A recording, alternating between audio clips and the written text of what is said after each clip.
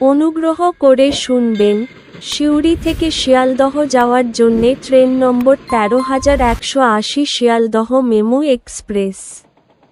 প্রতিদিন সকাল ৫টা ৫-এ সিউড়ি স্টেশনের ৩ নম্বর প্ল্যাটফর্ম থেকে ছেড়ে যায় এবং এটি শিয়ালদহ পৌঁছায় একই দিন সকাল ৯টা ৫৭-তে শিয়ালদহ স্টেশনের ৭ নম্বর প্ল্যাটফর্মে।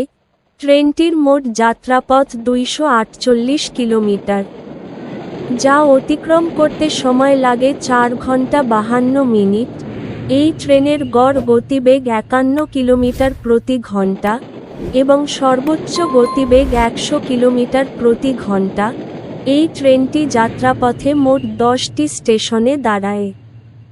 এই ট্রেনের জেনারেল ভাড়া ৯০ টাকা। ভিডিওটি ভালো লাগলে লাইক করবেন এবং সঠিক তথ্যের জন্য চ্যানেলটিকে সাবস্ক্রাইব করবেন।